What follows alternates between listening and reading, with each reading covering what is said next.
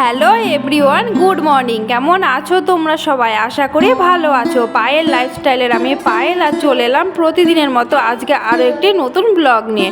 তো বন্ধুরা, আমার এই নতুন ব্লগে তোমাদের সকলকে অনেক অনেক ওয়েলকাম জানিয়ে আজকে ব্লগটা এখন থেকে স্টার্ট করলাম। আর পুরো ভিডিওটি জুড়ে থেকো, আশা করি অবশ্যই ভালো লাগবে। বন্ধুরা, এখন ঘড়ির কাঁটায় বাজে প্রায় 7টা। তো সকালে সমস্ত কাজ কমপ্লিট হয়ে গেছে। আর এই যে ডাইনিং রুমে জানালাতে যে গাছ দুটো রাখা ছিল, এগুলোই জলটা দিয়ে নিলাম। তো প্রচণ্ড রৌদ্র পরে জল না দিলে কিন্তু গাছগুলো খারাপ অবস্থা হয়ে যায়। আর দেখো, এই চৌকির বিছানা কিন্তু সমস্ত আজকে রৌদ্রতে দিয়েছে, নিচে রৌদ্রতে দেওয়া হয়েছে। তো আমরা কিন্তু একে চৌকি বলি, অনেকে চারপেয়ে বলে, যাই হোক।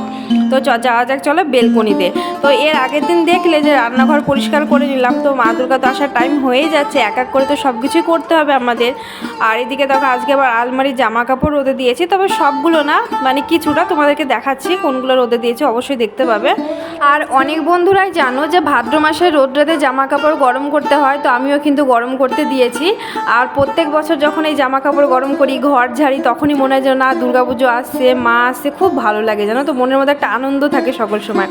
যখনই পুজো শুরু হয়ে যায়, দেখতে দেখতে 5টা দিন কেটে যায়, তখনই যেন মনটা খারাপ হয়। আর তোমরা একটা জিনিস লক্ষ্য করবে, আমরা যখন কোনো জায়গাতে ঘুরতে যাই বা বেড়াতে যাই, যেতে গেলে কিন্তু অনেকটা সময় লাগে, কিন্তু সেখান থেকে ফিরে আসতে কিন্তু একদমই সময় লাগে না। কি আর করবো বলো বন্ধুরা, এটাই হয়ে আসছে, তাই আমাদের মেনে নিতে হবে। তো চলে এলাম রান্নাঘরে, সকালের ব্রেকফাস্ট তৈরি করব। ওই যে বললাম ঘড়ির কাঁটায় 7টা বাজে প্রায়, তো এখন 7:30 বাজতে চললো আর কি। তো বড়বাবু কিন্তু এখনও ব্রেকফাস্ট করতে আসেনি, তো সেই জন্য আমি কিন্তু ব্রেকফাস্টটা তৈরি করে নিচ্ছি। আর আজকে কিন্তু ব্রেকফাস্টে গোলা রুটি তৈরি করবো, আর সাথে টক দই। আর দেখো বন্ধুরা, আমি কিন্তু গোলা রুটি তৈরি করতে আটা, তার সাথে লঙ্কা কুচি, পেঁয়াজ কুচি, আর একটু গোটা জিরে আর লবণ দিয়ে মেখে নিচ্ছি। আমি কিন্তু গোলা রুটি করলে এমনভাবে তৈরি করি, অনেকে মিষ্টি দিয়ে তৈরি করে বা লবণ দিয়ে, আমি কিন্তু মিষ্টি দিয়েও গোলা রুটি আমি খেতে পারি না, আমার ভালো লাগে না। আমি এমনভাবে করি, বেশ ভালো লাগে। তোমরাও বানিয়ে দেখো, ভালো লাগবে। আর আমি ঘি দিয়ে ভেজে নেবো, কেননা বড়বাবু বা তেলটা পছন্দ করে না। আর এইদিকে দেখো, তাওয়াতে কিন্তু ঘিটা লাগানোর জন্য যে ব্রাশগুলো পাওয়া যায়, সেটা কিন্তু নেই আমার কাছে। আমি ওই যে বেগুনের বোটা কেটে লাগিয়ে নিচ্ছি, এটা কিন্তু আমার মা করতো, তো সেখান থেকে শেখা, অনেকেই করে। এইবারে বন্ধুরা, আমি কিন্তু এক এক করে গোলা রুটিগুলো তৈরি করে নেব। আর আমি কিন্তু গোলা রুটি চামচের সাহায্যে তৈরি করতে পারি না। আর তাছাড়া দেখো, আটাটা কিন্তু অনেকটাই গাঢ় করে আমি গুলে নিয়েছি, তো হাতের সাহায্যে করছি। আমি কিন্তু এইভাবেই করি, আমার মানে অনেকটাই সুবিধা হয়, এতে অভ্যাস আর কি বলতে পারো।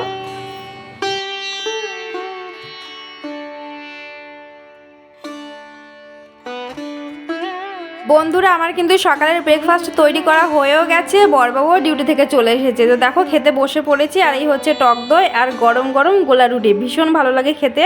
আর আমার কিন্তু টক দই খেতে এমনিতেও ভালো লাগে, আর আমি কিন্তু টক দই, চিনি, লবণ কোনো কিছুই নিই না। আর এদিকে দেখো, আমার 2 ছানাকে আমাদের খাওয়াও হয়ে গেছে, ওরাও দেখছি ঘুম থেকে উঠে চলে এসেছে। তো প্রথমে কিন্তু আমার মাম্মার ঘুম ভেঙেছে, তো সোনুকে মাম্মা ডেকে ডেকে তুলে নিয়ে এসেছে। তো দেখতেই পাচ্ছে দুজনকে। তো রাত্রিতে প্রচণ্ড গরম লাগে জানো তো, তো সেই জন্য ওরা জামা খুলে ফেলে। তো এইভাবে কিন্তু ওরা সারা রাত্রি ঘুমোয়। আর বন্ধুরা, তোমাদেরকে কিন্তু বলাই হয়নি, আজকে কিন্তু সানডে, মানে এটা সানডের ব্লগ, রবিবারের ব্লগ আজকে দিচ্ছি। তো ওর পাপার কিন্তু ডিউটি ছুটি ছিল, তো তারপরে দেখো ওর পাপাই সোনাদেরকে এখন ফ্রেশ করে দিচ্ছে। আর ওই যে দেখো, সোনারা দাঁড়িয়ে পড়েছে, এখন ব্রাশ করবে। তো ওরা ব্রাশ নেবার, ওরা কিন্তু এখন নিজে নিজে একটু একটু করে ব্রাশ করে। এর আগে ব্রাশ করতোই না, পেস্ট খেয়ে নিত, আর এখন বেশ ব্রাশ করে।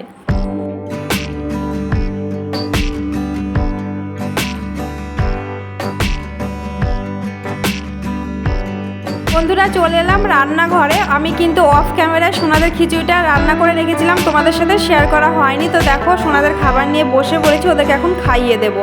আর আমার সোনার মাম্মা দেখো জল খাবে বলছে। আর ওরা কিন্তু ডেলি, মানে সকালে ঘুম থেকে উঠে খালি পেটে জল খায়, মানে খুব ভালো অভ্যাস বলতে পারো। তাছাড়া জল খাওয়া তো শরীরের পক্ষে প্রচণ্ড উপকারী, তোমরা সেটা সকলেই জানো। আর এদিকে সোনাদেরকে আমি এখন খাইয়ে নেব। আর দেখো, ওর পাপা আবার দেখো পেঁয়াজ কাটতে বসে গেছে। তো আজকে যেহেতু সানডে, মাটন এনেছে, তো ওর পাপা দেখো মশলাগুলো কেটে নিচ্ছে, সোনাদেরকে আমি এদিকে খাইয়েও নিয়েছি। তাছাড়া আমার যেসব বন্ধুরা ডেলি ব্লগ দেখো আমার, তারা কিন্তু তো জানোই যে আমার বড়বাবু কিন্তু আমাকে অনেক হেল্প করে। তো আজকে আবার দেখছি মোচা এনেছে একটা, তো দেখো মোচা কাটতে বসে গেছে। মোচাটা দেখছি অনেকটা বড়। তো আজকের কিন্তু মেনু হচ্ছে মোচা ভাজা করব ডিম দিয়ে, আর মাটন আর ভাত, মানে আজকের মেনু এই।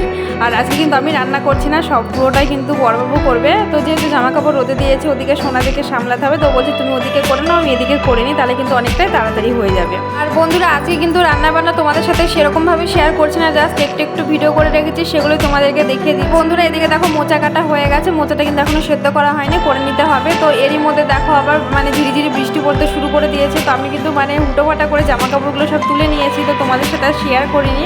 তো বিছানায় সেগুলো সব ফেলে রেখেছি। আর কি হচ্ছে জানো তো, রৌদ্র হচ্ছে, এর মধ্যে একটু একটু মানে হালকা মেঘ হচ্ছে আর ঝিরিঝিরি বৃষ্টি পড়ে আবার রৌদ্র দিচ্ছে, খুবই পরেশানি করছে মানুষকে। তো বন্ধুরা স্নান খাওয়া দাওয়া করে চলে এলাম। আর দেখো অফ ক্যামেরায় জামা কাপড় ভাঁজ করে নিয়েছি, কেননা আমি আর পেরে উঠছিলাম না, ফোনটা যে রেখে আমি জামা কাপড় ভাঁজ করবো। এই যে আমার মাম্মাকে দেখতে পাচ্ছ, সকল সময় ফোনের সামনে গিয়ে বসে পড়ছে। আর সোনা নেই, ওর পূজা আন্টি রুমে আছে। তো এখন আমি আলমারির মধ্যে জামা কাপড়গুলো সব গুছিয়ে রাখবো। আর আলমারির এই যে সব থেকে উপরের থাকটা দেখতে পাচ্ছ, ওখানকার কিন্তু এখনও রোদে দেওয়া হয়নি, ওগুলো আমি কালকে রোদে দেবো। আর তোমাদেরকে আমি এর আগে বলেইছি যে আমি একসাথে মানে একটা কাজ আমি একদিনে পুরো কমপ্লিট করতে পারি না, আমার কষ্ট হয়ে যায়, সেই জন্য আমি একটু একটু করে করি। তো আজকে কিন্তু কিছু জামা কাপড় রোদে দিয়েছি, আবার এর পরের দিন বাকিগুলো দিয়ে দেবো। তো এখন আমি জামা কাপড়গুলো সব একা করে গুছিয়ে নেব। যেসব বন্ধুরা আমার ভিডিওটি এখন এই পর্যায়ে এসে দেখছো, আমার চ্যানেলটিকে সাবস্ক্রাইব করোনি, তারা অবশ্যই সাবস্ক্রাইব করে আমার এই ছোট্ট পরিবারের একজন বন্ধু হয়ে যাও। আর মিষ্টি করে একটা কমেন্ট করো, সেই কমেন্ট ধরে চলে যাবো তোমাদের পরিবারে, তবে অবশ্যই নিয়ম মেনে।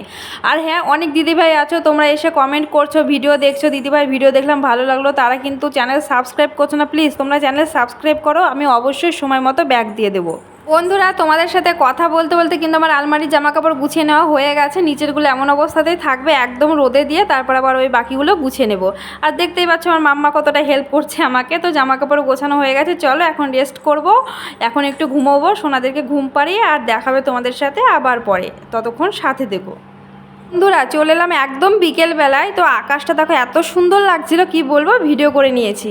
আর দুপুরে কিন্তু আমরা সকলে মিলে ঘুমিয়েছিলাম, ঘুম থেকে উঠে শরীরটা কিন্তু বেশ ভালো লাগছে, কেননা সেই সকালে ঘুম থেকে উঠেছি ভোরের দিকে। তো ঘুম থেকে উঠে এত কাজ, মানে ক্লান্ত হয়ে গেছিলাম। তো যাই হোক, সোনাদেরকে আবার খাইয়েও দিয়েছি এর মধ্যে।